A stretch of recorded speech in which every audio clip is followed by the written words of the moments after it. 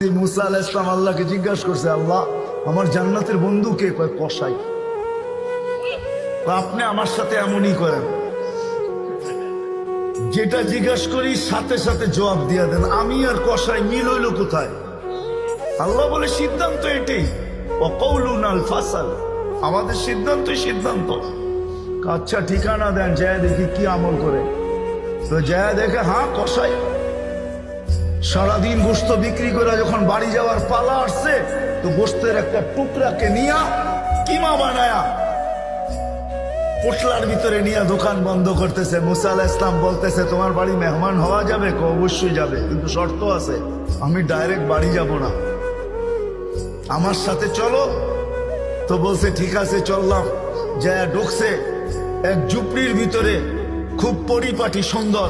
কিচেনে যায় ঢুকা রুটি বানাইছে, তরকারি পাক করছে, রুটিকে চুবাইছে তরকারির ভিতরে। তারপরে এক খুনখুনে বৃদ্ধাকে বুকে টেক লাগায় বসাইছে, পিঠ লাগায় বসাইছে, পিঠ বুকের সাথে লাগায় বসায় নেওয়ালা বানায় বানায় খাওয়াইতেছিল। মুসা আলাইহিস সালাম দেখতেছেন, কেননা ওনার অভিজ্ঞতা ছিল খিজির আলাইহিস সালামের সাথে বেশি প্রশ্ন করা, 3 প্রশ্নেই ওয়াকাউট। আল্লাহর রাসূল বলছে, লাউ সাবারা মুসা লা আলিমনা কাসীরাম মিনাল খায়র। মুসা আলাইহিস সালাম যদি আরেকটু ধৈর্য ধরতেন, তাহলে আমরা আরো তথ্য জানতে পারতাম। তো উনি বুঝে গেছেন চুপ থাকাই ভালো, কিচ্ছু জিজ্ঞাসা করেন নাই।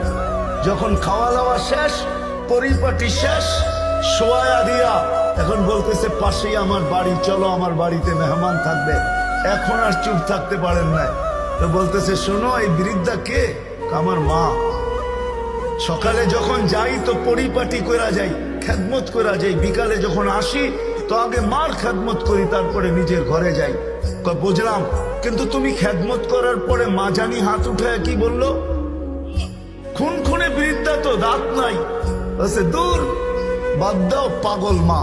যখনই খেদমত শেষ করি তো হাত উঠায় বলে, আমাকে মুসার, আমার সন্তানকে আল্লাহ জান্নাতে মুসা আলাইহিস সালামের সাথী বানায়া দিয়েন।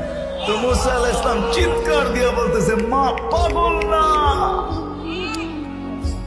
মুসারও মেহমান থাকার প্রয়োজন নাই, জানার দরকার ছিল তুই আমার বন্ধু হলি, তো হলি কি করে?